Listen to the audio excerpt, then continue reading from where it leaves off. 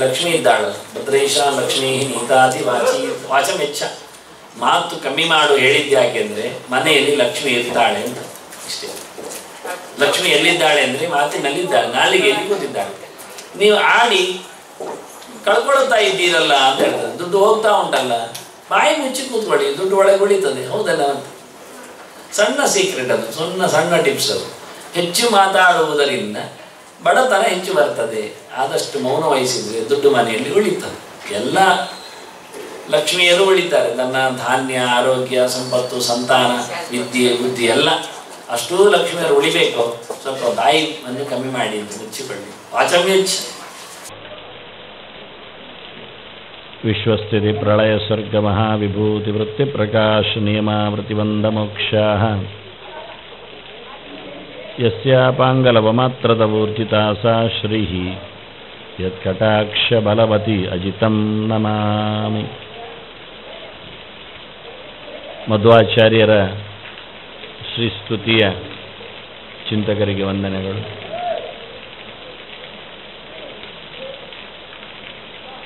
ಮಹಾಲಕ್ಷ್ಮಿಯ ಅನುಗ್ರಹಕ್ಕೆ ಪಾತ್ರನಾಗಿ ಚತುರ್ಮುಖ ಭಗವಂತನಿಂದ ಪಡೆದ ಉಪದೇಶ ವಿಶೇಷಗಳಿಂದ ಈ ಲೋಕದ ನಿರ್ಮಾಣದಲ್ಲಿ ಕೌಶಲವನ್ನು ಮೆರೆದಿದ್ದಾನೆ. ದೊಡ್ಡ ದೊಡ್ಡ ದೇವೋತ್ತಮರನ್ನೆಲ್ಲ ಸೃಷ್ಟಿಗೈದಿದ್ದಾನೆ. ಅದರ ಬೆನ್ನ ಹಿಂದೆ ನಿಂತ ಅನೇಕ ಉಪದೇಶದ ಮಾತುಗಳ ಬಗ್ಗೆ, ವಿಶೇಷವಾಗಿ ಪಂಚವಾಕ್ಯಗಳು ಅಂತ ಬ್ರಾಹ್ಮಣ ಆರಣ್ಯಕಗಳೆಲ್ಲ ಗುರುತಿಸಿದ್ದು ಹಾಗೆ. ಮುಂದೆ ಬೆಳೆಯುತ್ತಾ ಸೂತ್ರಕಾರರ ಕೈಗೆ ಸಿಕ್ಕಿದಾಗ, ನಿಬಂಧಕಾರರನ್ನು ಓದಿಕೊಂಡಾಗ ಅನೇಕ ಪದಗಳನ್ನು, ವಾಕ್ಯಗಳನ್ನು ಸೇರಿಸಿಕೊಳ್ಳುತ್ತಾರೆ. ಎಲ್ಲಿಯ ಮಟ್ಟದವರೆಗೆ ಸೇರಿಸಿದ್ದಾರೆ ಅಂದರೆ, ಮರಗಳನ್ನು ಹತ್ತಬಾರದು, ಓಡಾಡಬಾರ್ದು, ಈಜಾಡಬಾರ್ದು, ಇವೆಲ್ಲ ಪದಗಳು. ಅಂದರೆ ನದಿಯಲ್ಲಿ ಸ್ನಾನ ಮಾಡುವ ಹುಡುಗನಿಗೆ ಗುರುಕುಲದಲ್ಲಿ ಈಜದೆ ಉಪಾಯ ಇಲ್ಲ. ಕೆಲವೊಮ್ಮೆ ಸ್ವಲ್ಪ ಹತ್ತಿರಕ್ಕೆ ಹೋಗಿ ನೀರಿನ ಆಶಯದಲ್ಲಿ ಮುಳುಗಿ ಬರಬೇಕಾಗತ್ತೆ. ಹಾಗಾಗಿ ಈಜಿಕೊಂಡು ಆಚೀಚೆ ಹೋಗಬೇಕಾಗತ್ತೆ. ಸಮಿದ್ಯಗಳನ್ನು ಸಮಿಧಮಾಹಾರ ಅಂತ ಇದೆ. ಸಮಿದ್ಯಗಳನ್ನು ತರಬೇಕು ಅಂದಾಗ ಮರ ಹತ್ತದೆ. ಸಮಿದ್ಯಗಳು ಬೇಕಾದ ಅಳತೆಯಲ್ಲಿ, ಬೇಕಾದ ಉದ್ದದಲ್ಲಿ, ದಪ್ಪದಲ್ಲಿ ಸಿಗುವುದಿಲ್ಲ.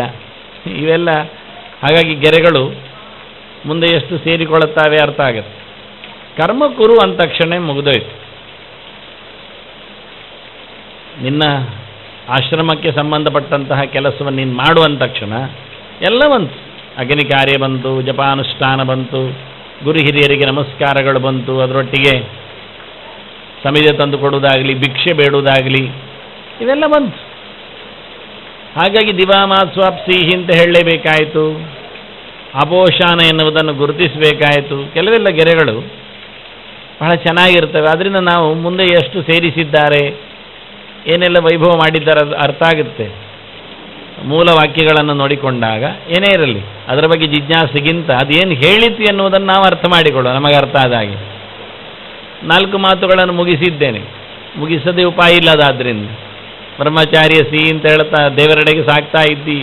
ಈ ಒಂದು ಗೆರೆಯೇ ನಮಗೆ ಅರ್ಥ ಆಗಿದ್ದರೆ ಬದುಕಿನಲ್ಲಿ ನಾವೆಷ್ಟೋ ಮುಂದೆ ಹೋಗ್ತೇವೆ. ಅಂದರೆ ಎಷ್ಟೋ ಜನ್ಮಗಳ ಆಚೆಗೆ ನಿಲ್ತೇವೆ ಅಂತ.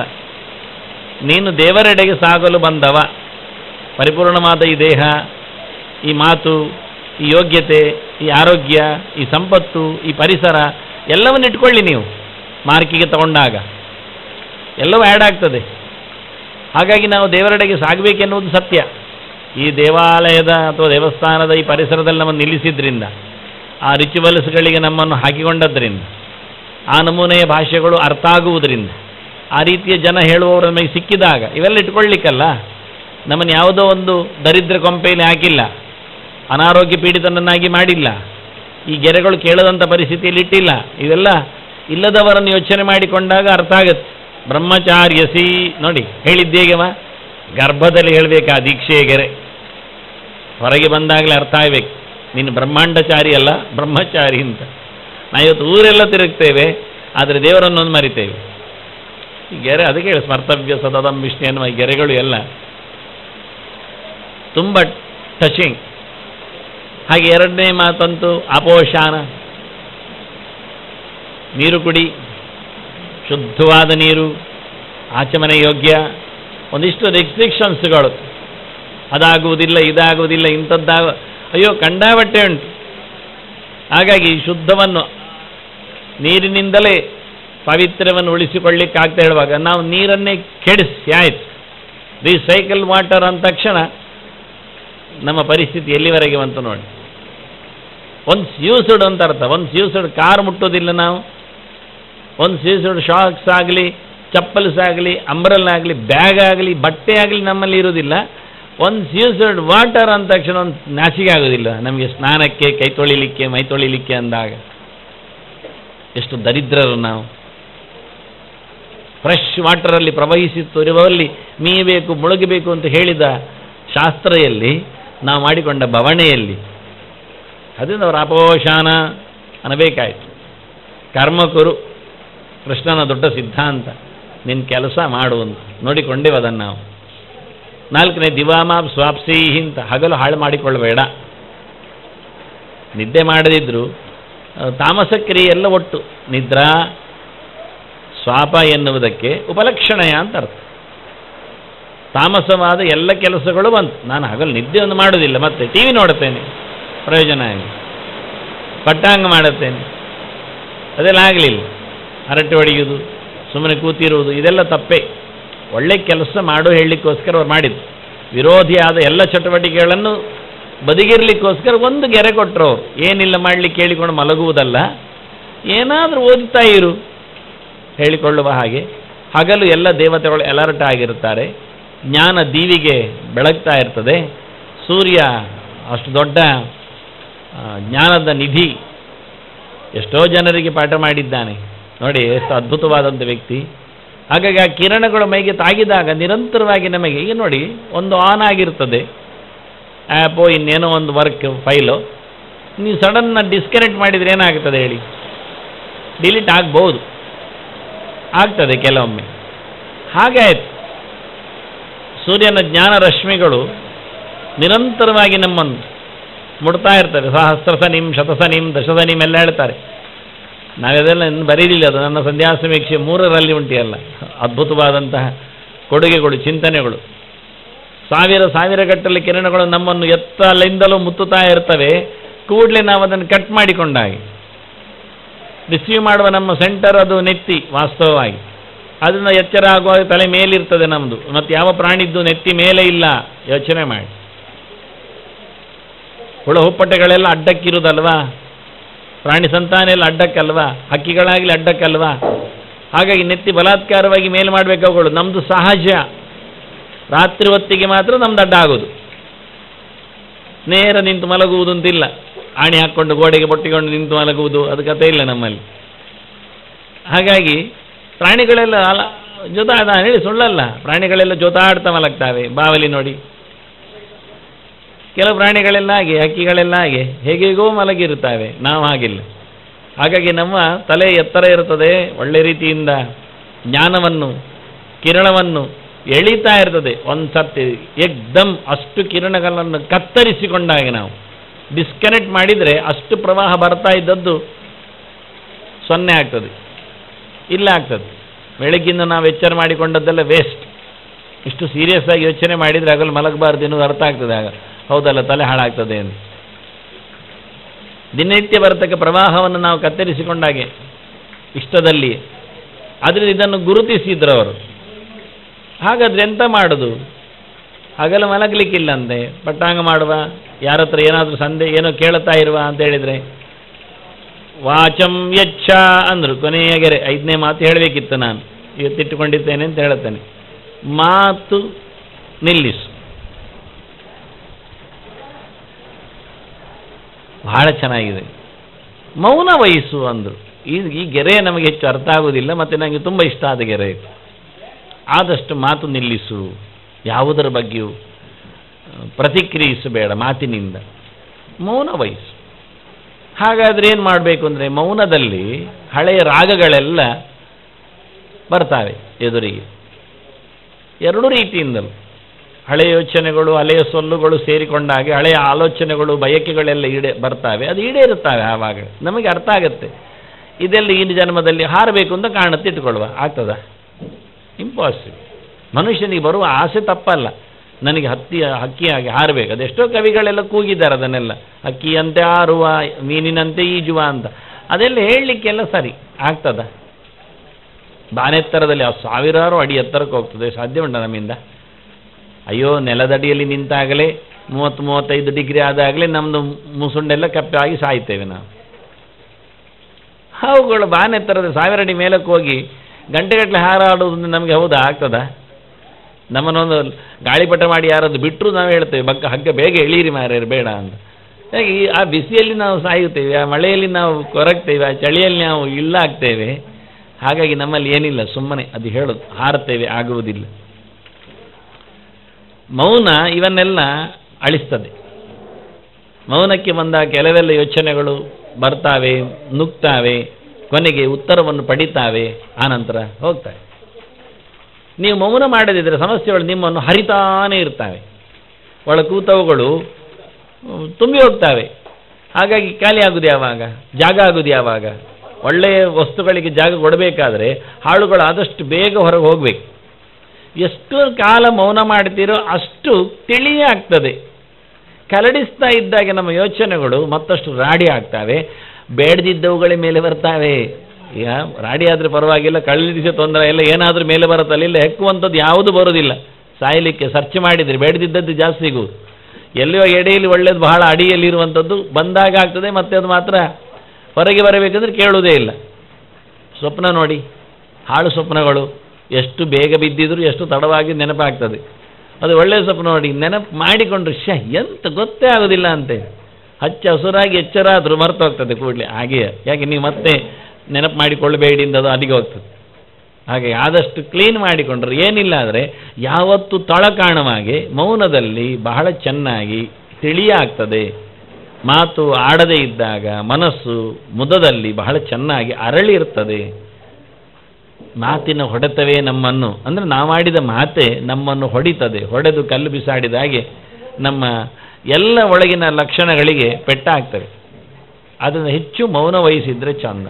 ಅದರಿಂದ ಏನಾಗುತ್ತೆ ಲಾಭ ಅಂದರೆ ಕೆಟ್ಟದ್ದು ನೆನಪಾಗುವುದಿಲ್ಲ, ಅದು ಅಳಿಸಿ ಹೋಗುತ್ತೆ. ಒಳ್ಳೆಯದು ಮಾತ್ರ ಮತ್ತೆ ಮತ್ತೆ ಮಾತಾಡಲಿಕ್ಕೆ ಸಿಗ್ತದೆ.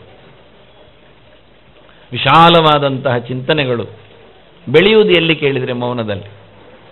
ಹೆಚ್ಚಿನದ್ದು ಸತ್ಯ ಹೇಳೋದಾದರೆ ನಿದ್ದೆಯಲ್ಲಿ. ನೀವು ನಂಬುವುದಿಲ್ಲ, ಏನು ಮಾಡುವ?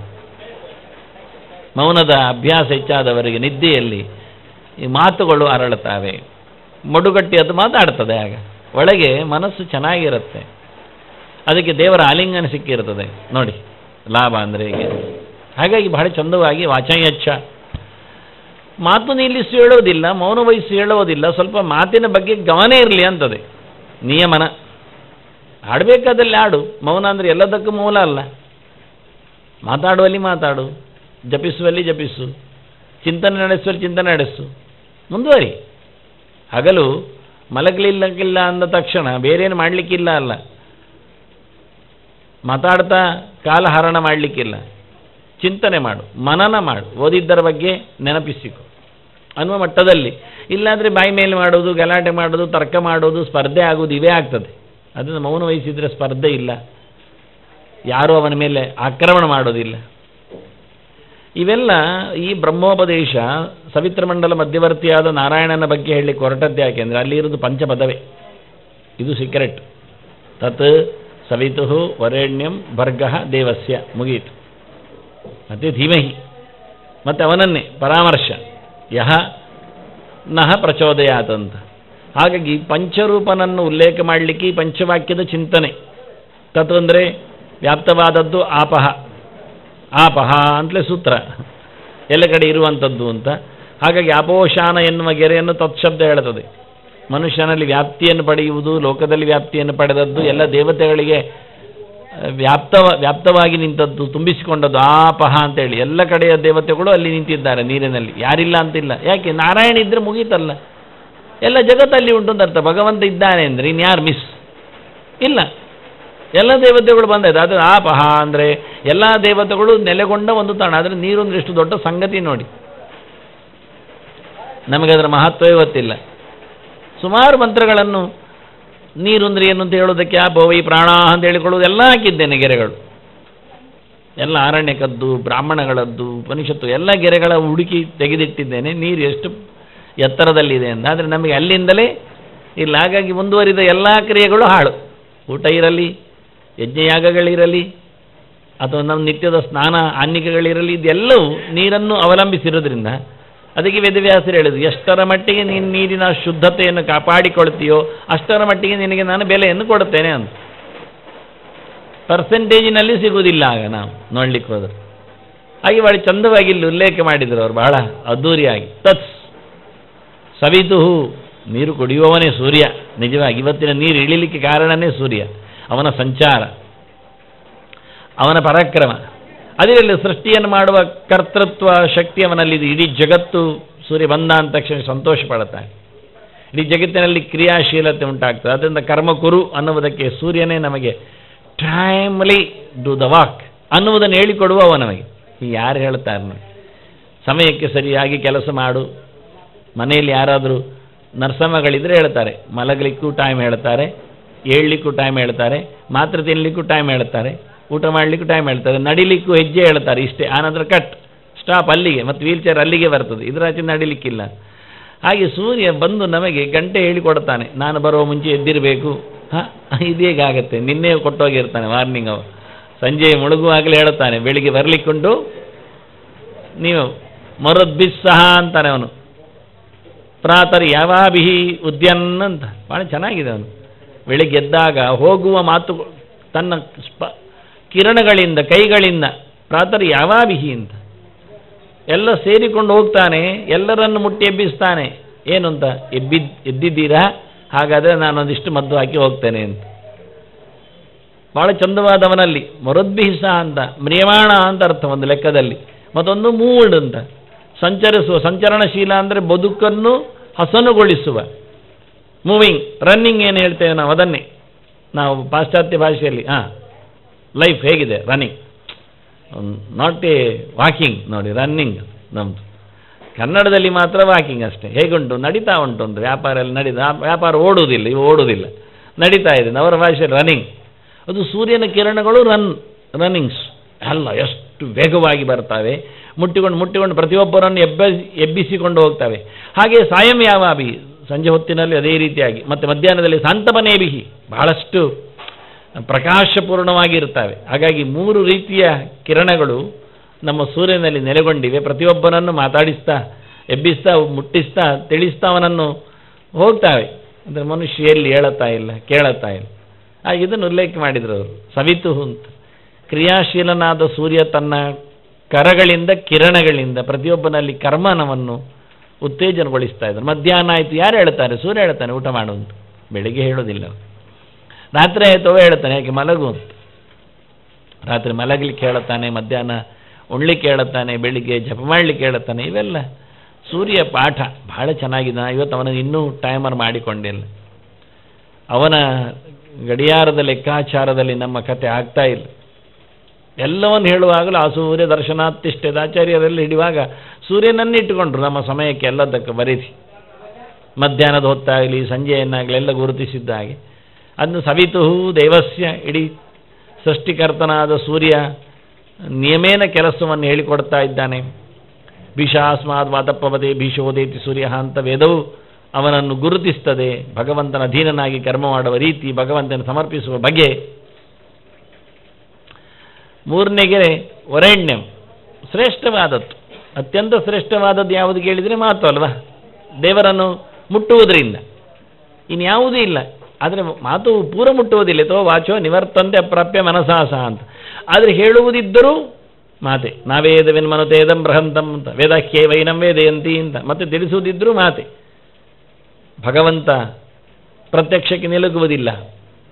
ನೇಂದ್ರಿಯಾಣಿ ನಾನುಮಾನ, ತರ್ಕದಲ್ಲಿ ಅನುಮಾನದಲ್ಲಿ ಇಲ್ಲ. ಹಾಗಾದ್ರೆ ಇರುವುದೇನು? ಒಂದೇ, ಪ್ರತ್ಯಕ್ಷ ಇಲ್ಲ. 2ನೇದು ಅನುಮಾನ ಪ್ರಮಾಣ ಆಗುವುದಿಲ್ಲ. 3ನೇದ್ದು ಶಬ್ದವೇ ಪ್ರಮಾಣ, ಇನ್ನೇನಿಲ್ಲ.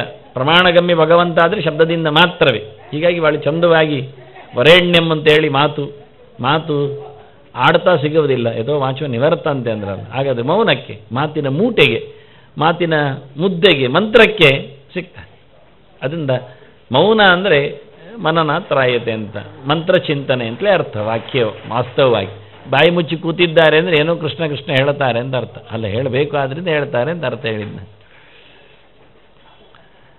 ಹೀಗೆ ಮೂರನೆಯ ಮಂತ್ರ ವರೇಣ್ಯಂ ಭರ್ಗ, ಭರಣ ಮಾಡಿದವನಡೆಗೆ ಗತಿ ಗಮನ.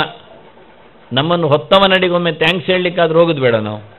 ಇಷ್ಟೆಲ್ಲ ಕೊಟ್ಟವನಿಗೊಮ್ಮೆ ಹೇಗಿದ್ದಾನೆ ನೋಡಬಾರ್ದ? ಅದು ಸತ್ಯ ಅಲ್ಲ ಮತ್ತೆ ಅಂತ. ಯಾರ್ಯಾರೋ ಏನೇನೋ ಕೊಟ್ಟದ್ದನ್ನ ನಾವು ಕೇಳುತ್ತೇವೆ. ಒಬ್ಬ ಹೇಳಿದ್ದಂತೆ ಎಷ್ಟು ಚೆನ್ನಾಗಿದೆ ಮೂಗುತಿ ಅಂತ. ಯಾಕೆ ಕೇಳಿದೆ? ಅವನಿಗೆ ಥ್ಯಾಂಕ್ಸ್ ಹೇಳಬೇಕು. ಯಾರಿಗೆ? ಸಿನಿಮಾರನಿಗೆ. ಇಲ್ಲ ಕತೆ ಅಲ್ಲ, ಅಷ್ಟು ಚಂದ ಮಾಡಿದ್ದಾನೆ ಅಂತ. ಹೌದು, ಚಂದ ಮಾಡಿದ್ದಾನೆ ಶನಿವಾರ, ಅವನಿಗೆ ಥ್ಯಾಂಕ್ಸ್ ಹೇಳಿಕ್ಕೆ ಹೋಗ್ತೀಯ. ಆದರೆ ಈ ಮೂಗಿಟ್ಟವನಿಗೆ ಯಾಕೆ ಹೇಳೋದಿಲ್ಲ ನಾನು ಥ್ಯಾಂಕ್ಸ್? ನೀನು ಅವನನ್ನು ಯಾಕೆ ನೆನಪಿಸುವುದಿಲ್ಲ? ಮೂಗಿದ್ದದ್ರಿಂದ ತಾನೇ ಮೂಗುತಿಗೆ ಒಂದು ಶೋಭೆ ಬಂದದ್ದು. ದೇವರು ಈ ಮೂಗನ್ನೇ ಕೊಡದಿದ್ದರೆ, ಅಡ್ಡಾದಿಡ್ಡಿಯಾಗಿ ಮಾಡಿದರೆ, ಆ ಮೂಗಿನಲ್ಲಿ ರೋಗ ಇಟ್ಟಿದ್ರೆ, ದಿನ ಸಿಂಬಳ ಬರುವಂತೆ ಮಾಡಿದರೆ ಈ ಮೂಗುತಿಯ ಕಥೆ ಏನಿತ್ತು? ಮೂಗುತಿ ಸಿಕ್ಕಿಸಿಕೊಳ್ಳುವಷ್ಟು ಆರೋಗ್ಯಪೂರ್ಣವಾಗಿ ಮೂಗು ಮಾಡಿದ್ನಲ್ಲ ದೇವರು, ಆ ಭಾಗ್ಯ ಕೊಟ್ಟನಲ್ಲ. ಅದು ಹೆಂಗಸರು ತಮಗೆ ಮಾತ್ರ ಅಂತೇಳಿ ಬೆನ್ನು ತಟ್ಟಿಕೊಂಡು ಇರಬಹುದಲ್ವ? ತಪ್ಪು.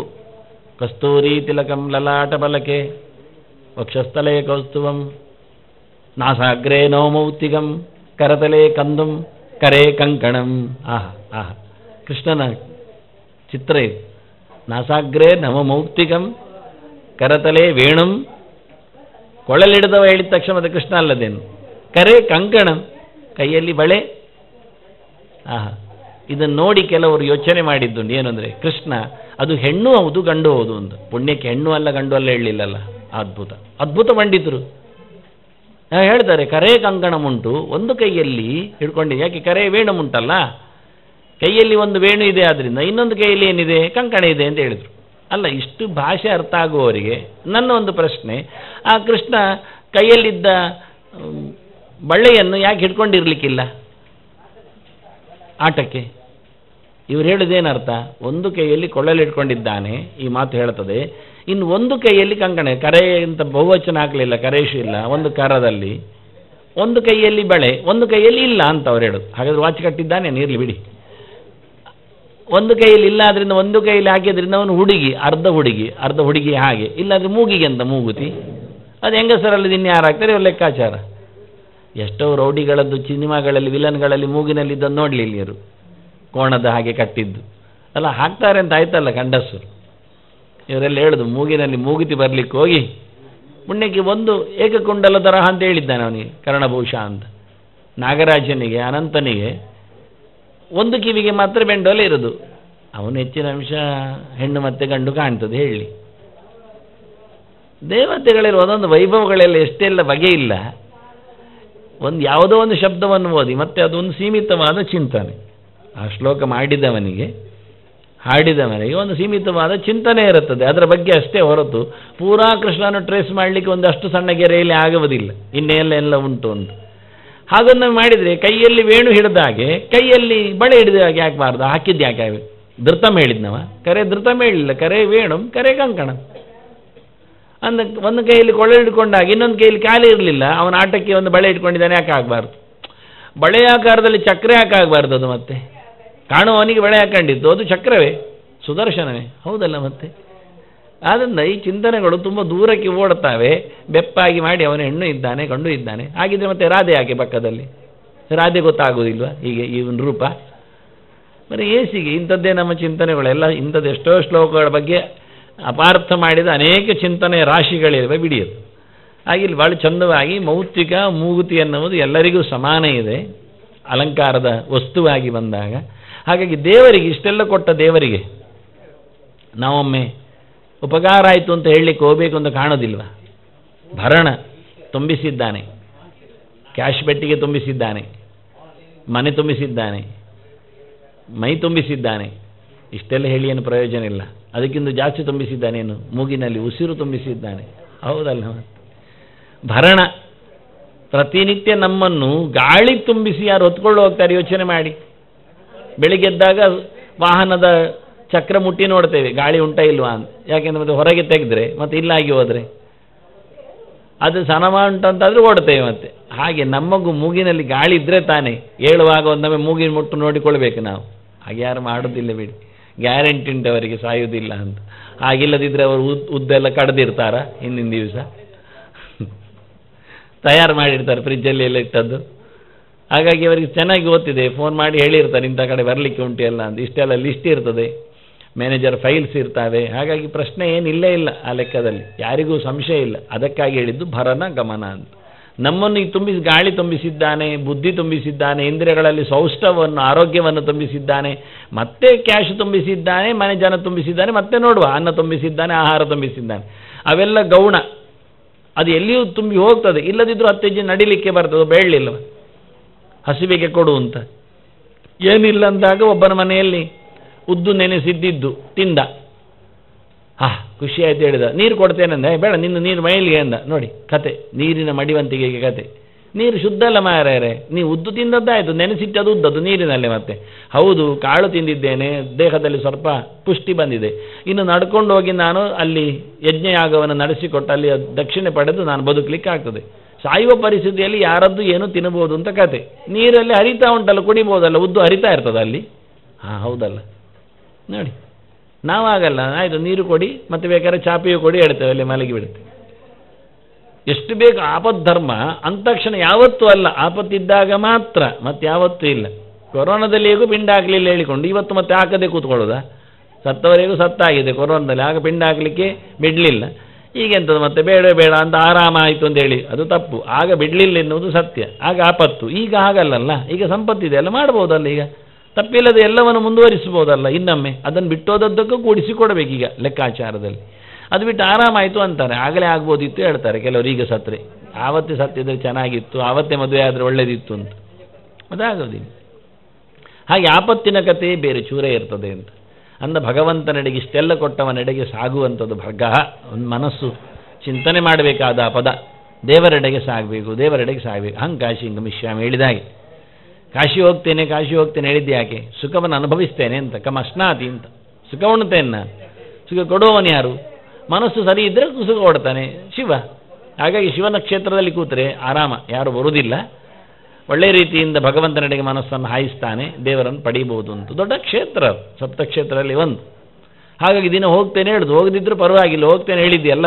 ಹೋದ ಅನುಭವವನ್ನು, ಗಂಗೆಯ ನೆನಪನ್ನು, ಶಿವನ ಧ್ಯಾನವನ್ನು, ಭಗವಂತನ ಪರಶಿವನ ಎಚ್ಚರವನ್ನು ಕೊಡ್ತಾನೆ ಅಂತ ಅರ್ಥ. ಹಾಗೆ ಹೋಗಬೇಕು ದೇವರೆಡೆಗೆ, ಸೂರ್ಯಲೋಕಕ್ಕೆ. ಯಮ ಲೋಕಕ್ಕೆ ಬಾರದವರು ಅವನ ಅಪ್ಪನ ಲೋಕಕ್ಕೆ ಹೋಗ್ತಾರಂತೆ. ನಿನ್ನ ಅಪ್ಪನ ಮನೆಗೆ ಹೋಗ್ತೀಯಾ ಕೇಳಿದ ಹಾಗೆ, ಯಮನ ಲೋಕಕ್ಕೆ ಹೋಗುವುದಿಲ್ಲ. ಆದರೆ ಯಮನಪ್ಪ ಯಾರು? ಸೂರ್ಯ. ಹಾಗಾಗಿ ಯೋಗಿಗಳು, ಜ್ಞಾನಿಗಳು ಯಮಲೋಕಕ್ಕೆ ಹೋಗುವುದಿಲ್ಲ, ಸೂರ್ಯಲೋಕಕ್ಕೆ ಹೋಗ್ತಾರೆ.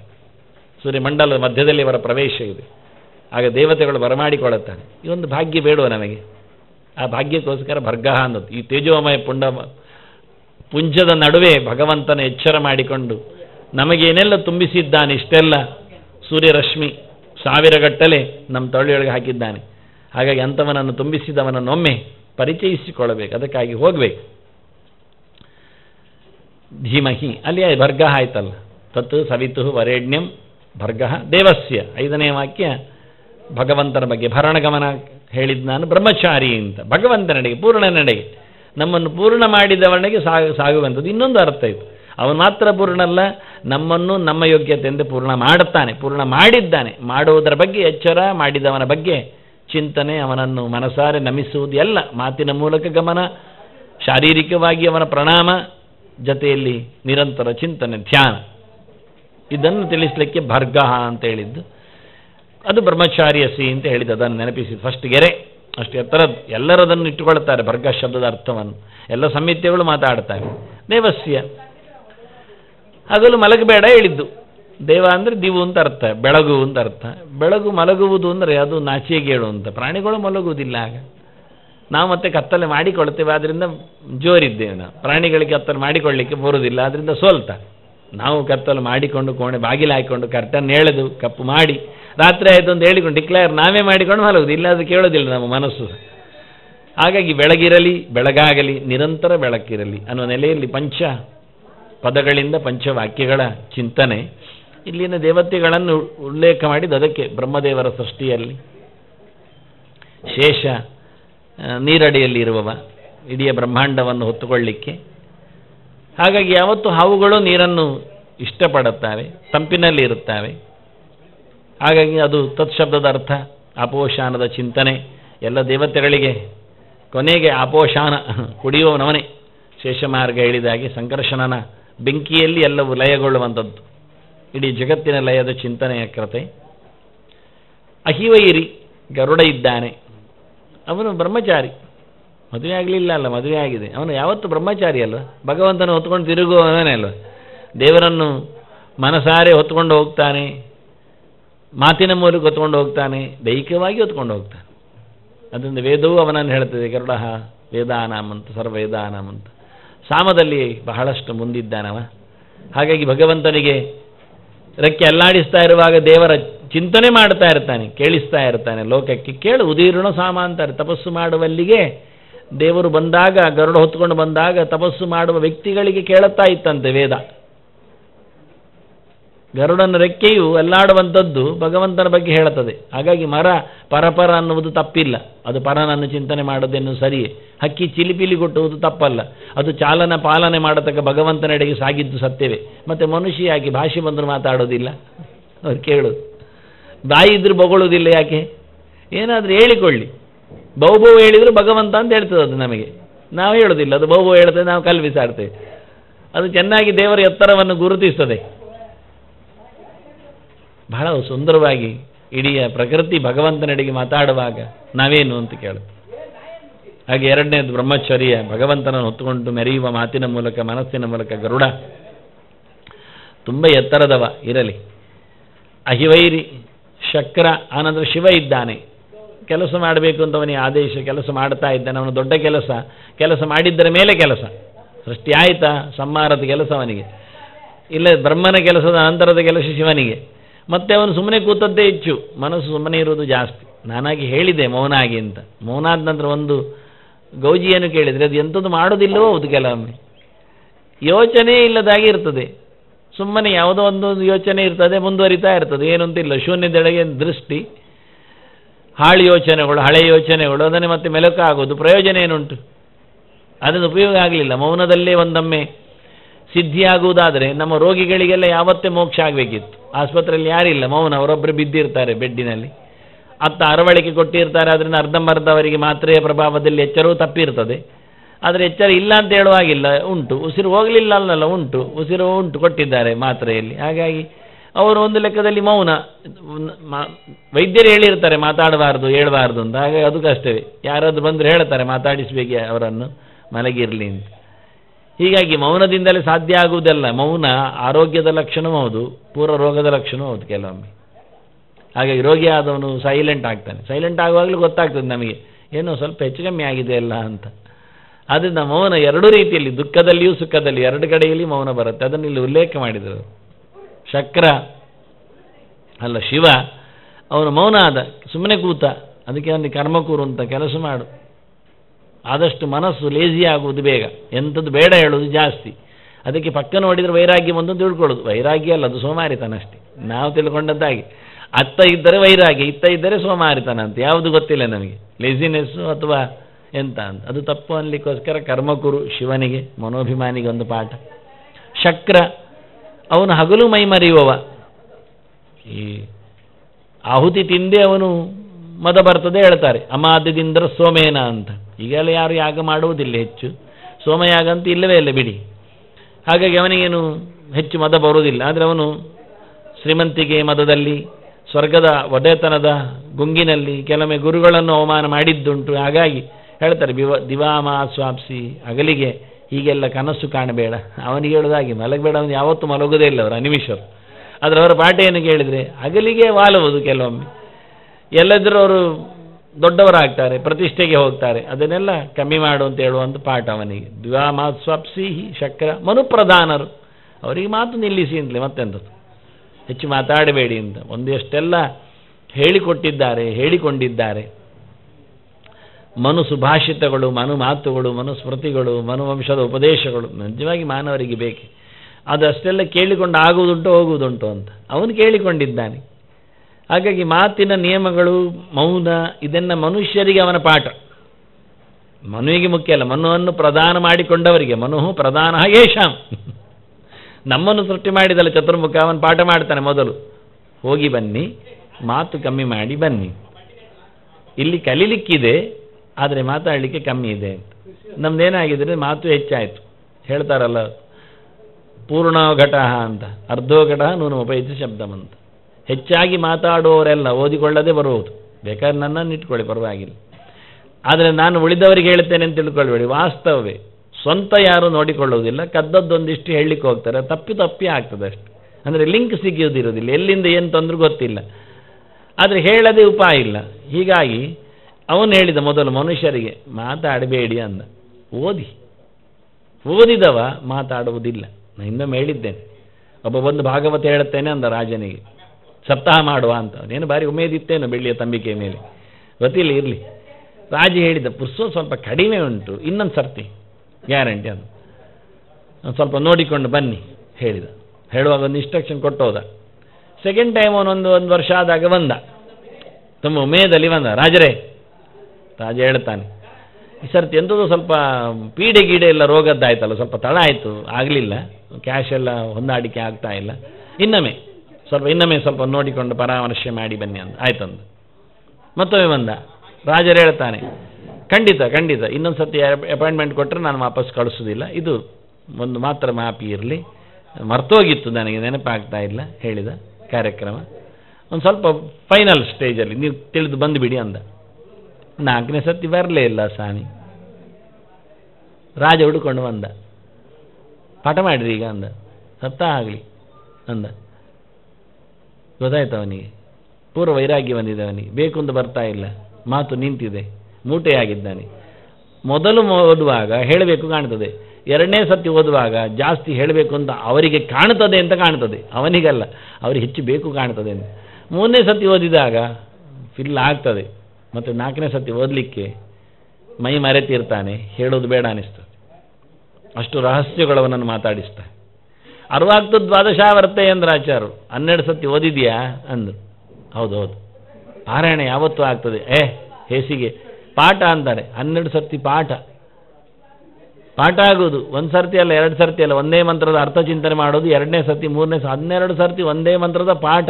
ಎಷ್ಟು ಆ್ಯಂಗಲಲ್ಲಿ ಮಾಡಿರಬೇಡ ಗುರುಗಳು ನೋಡಿ. ಪಾಠ ಆದರೆ ಆ ಮಂತ್ರಕ್ಕೆ ನೀನೇ ಋಷಿ ಅಂದರು. ನೀನು ಋಷಿ ಆಗ್ಬೋದು ಅಂತಾರೆ. ಅಷ್ಟು ಕಲೀಲಿಕ್ಕೆ ಉಂಟು ಅಂತ ಅರ್ಥ. ಮಂತ್ರಕ್ಕೆ 3 ಅರ್ಥ ಅಲ್ಲ, ಅವ್ರು ನೋಡುವಾಗ 12 ಅರ್ಥ ಆಗ್ತದೆ. ಅಷ್ಟು ಭಾರಿ ಕಲೀಲಿಕ್ಕೆ ಇರ್ತದೆ, ಧಾರಣೆ ಮಾಡಲಿಕ್ಕೆ ಇರ್ತದೆ, ಬಹಳ ಅದ್ಭುತವಾಗಿರುತ್ತೆ. ಹಾಗಾಗಿ ಪಂಚವಾಕ್ಯಗಳ ಚಿಂತನೆಗಳಲ್ಲಿ ಪಂಚದೇವತೆಗಳ ಸೃಷ್ಟಿಯ ನೆಲೆಯಲ್ಲಿ ಹೇಗೆ ಬಂದಿದೆ ಇದೆಲ್ಲ ಒಂದು ಲಿಂಕ್. ಅದಕ್ಕೆ ನಾನು ಹೇಳ್ತೇನೆ ಬ್ರಹ್ಮರದಾಯಾದಿ ಕವೆ ಅಂತ, ಬ್ರಹ್ಮೋಪದೇಶ ಚತುರ್ಮುಖ, ಇವರೆಲ್ಲ ಮಹಾಲಕ್ಷ್ಮಿಗೆ ಎಂತ ಬಂತು ಕೇಳಬೇಡಿ. ಮಹಾಲಕ್ಷ್ಮಿ ಸ್ವರೂಪಗಳೇ ಪಂಚವಾಕ್ಯಗಳು, ಮಾಯಾ ಜಯ ಕೃತಿ ಶಾಂತಿ ಲಕ್ಷ್ಮಿ ಅಂತ. ಇವತ್ತು ಹೇಳಲಿಲ್ಲ ನಾವೆಲ್ಲ. ನಮ್ಮ ಅಷ್ಟಲಕ್ಷ್ಮಿಯರೆಲ್ಲ ಬಂದರು, ಅದು ಮಹಾಲಕ್ಷ್ಮಿ ಕಾಯ್ತಲ್ಲ. ಇನ್ನು ಮುಂದಕ್ಕೆ ನಮ್ಮದು ಉಪಕರ್ಮ ಬರುತ್ತಲ್ಲ, ಬ್ರಹ್ಮೋಪದೇಶಕ್ಕೆ ಹೋಗ್ತದಲ್ಲಿ. ಲಕ್ಷ್ಮಿ ಐಗ್ರೀವ ಬರ್ತಾನೆ, ಮಾಯಾ ವಾಸುದೇವ ಜಯ ಸಂಕರ್ಷಣ ಕೃತಿ ಪ್ರದ್ಯುಮ್ನ ಶಾಂತಿ ಅನಿರುದ್ಧರು ಇಲ್ಲೇ ಇದ್ದಾರೆ. ಮಾಯಾ ಅಂದರೆ ಜ್ಞಾನ ಅಲ್ವಾ, ಬ್ರಹ್ಮಚಾರ್ಯ ಸ್ಥಿತಿ ಅಂತ ಹೇಳಲಿಕ್ಕೆ ಅದಕ್ಕೋಸ್ಕರ ಮಾಯಾವಯನಂ ಜ್ಞಾನಂ ಅಂತ. ಹಾಗೆ ಜಯ ಅಂದರೆ ಬದುಕು, ಜಯಿಸುವುದು, ಜಯೇ, ಅದರಿಂದ ಅಪೋಷಾನ ಅಂತ. ನೀರನ್ನು ಯಾರು ಉಪಯೋಗಿಸಿಕೊಳ್ಳುತ್ತಾನೆ ಅವನು ಬದುಕಿದ ಹಾಗೆ. ಜೀವನಂ, ಚೆನ್ನಾಗಿ ನೀರು ಉಪಯೋಗ ಆಗುತ್ತೋ ಹಾಗಾದರೆ ಒಳ್ಳೆ ಉಪಯೋಗ ಆಗುತ್ತೆ ಅಂತ ಅರ್ಥ. 3ನೇಯದ್ದು ಕರ್ಮಕುರು ಅಂತ, ಕೃತಿ. ಅವಳು ಹೇಳುದು ಅದನ್ನೇ ಮಾಡು, ಕೃತಿ ಪ್ರಯತ್ನ ಅಂತ. ಕೆಲಸ ಮಾಡು, ಪ್ರಯತ್ನ ಪಡು, ಸುಮ್ಮನೆ ಮಾಡುವಲ್ಲ, ಪ್ರಯತ್ನ ಪಟ್ಟು ಮಾಡು ಅಂತ. ಇನ್ನೊಬ್ಬರ ಪ್ರಯತ್ನದಿಂದ ನೀನೇ ನಿನ್ನ ಶಾರೀರಿಕವಾದ, ಮಾನಸಿಕವಾದ, ವಾಚಿಕವಾದ ಪ್ರಯತ್ನ ಬೇಕು. ಜಪ ಮಾಡೋರನ್ನು ಮುಟ್ಟಿದ್ದೇನೆ, ತೀರ್ಥಕ್ಷ ಸಂಚಾರ ಮಾಡಿದವರನ್ನು ನೋಡಿದ್ದೇನೆ, ಅದೆಲ್ಲ ಪ್ರಯೋಜನ ಆಗಲಿಲ್ಲ. ಕೊನೆಗೆ ದೇವಸ್ಥಾನಗಳಲ್ಲಿ ದೇವರ ಕಾಣಿಕೆಯನ್ನು ಇನ್ನೊಬ್ಬರಿಗೆ ಸೇರಿಸಿ ಹಾಕಿದ್ದೇನೆ ಹೇಳಿದಾಗ ಆಗ್ತದೆ, ಪ್ರಯೋಜನ ಏನಾಗ್ತದೆ? ಅದಾಗಲಿಲ್ಲ. ಹಾಗೆ ನಮ್ಮ ಊಟವು ಇನ್ನೊಬ್ಬರ ಹೊಟ್ಟೆಯಿಂದ ಆಗಿ ಹೋಗಲಿ, ಇನ್ನೊಬ್ಬರು ಮುಟ್ಟಿಕೊಂಡೆ ಮುಗಿದು ಹೋಗಲಿ. ಸ್ನಾನಕ್ಕೆ, ಜಪಕ್ಕೆ, ಇವಕ್ಕೆಲ್ಲ ದೇವರ ಕಾರ್ಯಕ್ಕೆಲ್ಲ ಮತ್ತೊಬ್ಬರ ಮುಟ್ಟಿದ್ದೇನೆ, ನೋಡಿದ್ದೇನೆ, ಅವರಿಗೆ ದಕ್ಷಿಣೆ ಕೊಟ್ಟಿದ್ದೇನೆ ಆಗುವುದಾದರೆ ನಮ್ಮದು ಊಟವು ನಿದ್ದೆಯು ಎಲ್ಲವೂ ಹಾಗೆ ಆಗಿ ಹೋಗಲಿ. ಅದೇ ಹಾಗೆ ನಾವೇ ಮಲಗಬೇಕು, ನಾವೇ ತಿನ್ನಬೇಕೆಲ್ಲ. ಆನಂತರ ಶಾಂತಿ, ಅವಳು ದಿವಾಸ ಶ್ರಮ ಆದರೆ ತಾನೇ ಮಲಗುವುದು. ಸುಖವಾಗಿದ್ದವನಿಗೆ ಮಲಗುವುದು ಹೇಗೆ? ಸುಖವನ್ನು ಆಲ್ರೆಡಿ ಅನುಭವಿಸ್ತಾ ಇರುವವನು ಮಲಗುವುದೆಲ್ಲಿಗೆ? ನಮ್ಮ ಮಲಗುವಿಕೆ ಎಲ್ಲ ಹೋಗುವುದೆಲ್ಲಿಗೆ? ಸುಖ ಆಗಲಿ ಅಂತ. ಶ್ರಮ ಆಗಿದೆ ಅಂತ, ಆಯಾಸ ಪರಿಹಾರ ಆಗಲಿ ಅಂತ. ಹಾಗೆ ಹೇಳ್ತಾರೆ, ಶಾಂತಿಯ ಚಿಂತನೆ ನಿರಂತರ ಸುಖವನ್ನು ಕೊಡುತ್ತೆ. ಮತ್ತೆ ಲಕ್ಷ್ಮಿ ಇದ್ದಾಳಲ್ಲ, ಭದ್ರೈಷ ಲಕ್ಷ್ಮೀ ನೀತಾಧಿ ವಾಚಿ ಅಂತ, ವಾಚಂ ವೆಚ್ಚ, ಮಾತು ಕಮ್ಮಿ ಮಾಡು ಹೇಳಿದ್ದೆ ಯಾಕೆ ಅಂದರೆ ಮನೆಯಲ್ಲಿ ಲಕ್ಷ್ಮಿ ಇರ್ತಾಳೆ ಅಂತ. ಇಷ್ಟೇ. ಲಕ್ಷ್ಮಿ ಎಲ್ಲಿದ್ದಾಳೆ ಅಂದರೆ ಮಾತಿನಲ್ಲಿದ್ದಾಳೆ, ನಾಳಿಗೆಯಲ್ಲಿ ಕೂತಿದ್ದಾಳೆ. ನೀವು ಆಡಿ ಕಳ್ಕೊಳ್ತಾ ಇದ್ದೀರಲ್ಲ ಅಂತ ಹೇಳ್ತದೆ. ದುಡ್ಡು ಹೋಗ್ತಾ ಉಂಟಲ್ಲ, ಬಾಯಿ ಮುಚ್ಚಿ ಕೂತ್ಕೊಳ್ಳಿ, ದುಡ್ಡು ಒಳಗೆ ಉಳಿತದೆ. ಹೌದಲ್ಲ? ಮತ್ತೆ ಸಣ್ಣ ಸೀಕ್ರೆಟ್ ಅದು, ಸಣ್ಣ ಟಿಪ್ಸ್ ಅದು. ಹೆಚ್ಚು ಮಾತಾಡುವುದರಿಂದ ಬಡತನ ಹೆಚ್ಚು ಬರ್ತದೆ. ಆದಷ್ಟು ಮೌನ ವಹಿಸಿದರೆ ದುಡ್ಡು ಮನೆಯಲ್ಲಿ ಉಳಿತದೆ. ಎಲ್ಲ ಲಕ್ಷ್ಮಿಯರು ಉಳಿತಾರೆ, ಧನ ಧಾನ್ಯ ಆರೋಗ್ಯ ಸಂಪತ್ತು ಸಂತಾನ ವಿದ್ಯೆ ಬುದ್ಧಿ ಎಲ್ಲ. ಅಷ್ಟೂ ಲಕ್ಷ್ಮಿಯರು ಉಳಿಬೇಕು, ಸ್ವಲ್ಪ ಬಾಯಿಯನ್ನು ಕಮ್ಮಿ ಮಾಡಿ ಅಂತ ಮುಚ್ಚಿಕೊಳ್ಳಿ. ವಾಚಮ್ಯಚ್ಚ, ಇದು ಲಕ್ಷ್ಮಿಯ ಪಾಠ. ಆದ್ದರಿಂದ ಹಯಗ್ರೀವನ ಪಾಠ, ಪುಸ್ತಕ ಇಟ್ಕೋ ಅಂತ ಹೇಳ್ತಾನೆ. ನಮಗೆ ಎಲ್ಲಿ ಪುಸ್ತಕ ಇಟ್ಕೊಳ್ಳಿಕ್ಕೆ ಬರ್ತದೆ? ಕೈಯಲ್ಲಿ ಯಾವತ್ತು ಪುಸ್ತಕಂ ಹಸ್ತಭೂಷಣಂ, ಎಲ್ಲಿ ಹೇಳೋದು ನಾವು, ಯಾರಿಗೆ ಹೇಳೋದು? ಇವತ್ತು ಮೊಬೈಲ್ ಹಸ್ತಭೂಷಣಂ ಆಗಿದೆ. ಕೈಯಲ್ಲಿ ನಿರಂತರವಾಗಿ ನಿಲ್ಲುವುದು ಮೊಬೈಲ್, ಅದರಾಚೆ ಏನಿಲ್ಲ. ಇವು ಹೇಳ್ತಾನೆ ಪುಸ್ತಕಂ. ಸತ್ಯ ಹೇಳ್ತೇನೆ ನಾನು, ಯಾರ ಮನೆಯಲ್ಲಿ ಇವತ್ತು ಪುಸ್ತಕ ಮುಟ್ಟುವ ಕೈ ಉಳಿದಿದೆ? ವೇದವ್ಯಾಸರು, ಸರಸ್ವತಿ, ಇವರೆಲ್ಲ ಅಲ್ಲಿ ಮಲಗಿದ್ದಾರೆ, ಆರಾಮವಾಗಿ ತುಂಬಿ ತುಳುಕಿದ್ದಾರೆ, ಸಾವಿರಾರು ರೂಪಗಳಲ್ಲಿ ಕುಣಿತಿದ್ದಾರೆ. ಒಂದು ಹೊತ್ತಿಗೆಯನ್ನಾದರೂ ನಿತ್ಯ ಮುಟ್ಟಿ ಓದಿಕೊಂಡು ಅದರ ಒಂದು ಗೆರೆಯನ್ನಾದರೂ ಅಭ್ಯಸಿಸಿಕೊಂಡ್ರೆ ಎಷ್ಟು ಆನಂದ ಆಗೋದಿಲ್ಲ, ಎಷ್ಟು ಮುಂದೋದಾಗ ಆಗೋದಿಲ್ಲ. ಇವತ್ತು ನಾವು ಅಕ್ಷರದ ಮೇಲೆ ಗೋರಿ ಮಾಡಿ ಮಲಗಿದ್ದೇವೆ, ಬಹಳ ಕಷ್ಟ ಆಗ್ತದೆ. ಸಾವಿರಾರು ಗ್ರಂಥಗಳಲ್ಲಿ ಸಾವಿರಾರು ಅಧ್ಯಾಪಕರು ನಿಂತು ಸಾವಿರಾರು ಗಂಟೆಗಳ ವರ್ಷಗಳ ಕಾಲ ಪಾಠ ಮಾಡುತ್ತಿದ್ದ ಈ ದೇಶ ಕೇವಲ 100 ವರ್ಷದ ಹಿಂದಿನ ಇತಿಹಾಸ ಎಷ್ಟು ಅದ್ಭುತವಾಗಿ ಇಲ್ಲ ಆಯಿತು. ಹಾಗೆ ಇವರು ಕೊನೆಗೆ ಹೇಳೋಳು ಲಕ್ಷ್ಮೀ ಚಿಂತನೆ, ಒಳ್ಳೆಯ ಮಾತು, ಒಳ್ಳೆಯ ಶಾಸ್ತ್ರ, ಒಳ್ಳೆಯ ಅಕ್ಷರ, ಒಳ್ಳೆಯ ಚಿಂತನೆ, ಹೀಗೆ ಪಂಚರೂಪದ ಮಹಾಲಕ್ಷ್ಮಿ ಇಲ್ಲಿ ಬಂದಿದ್ದಾಳೆ. ಚತುರ್ಮುಖನ ಒಡ್ಡೋಲಗದಲ್ಲಿ ಸೃಷ್ಟಿಯಲ್ಲಿ ಕಾಣ್ತಾಳೆ.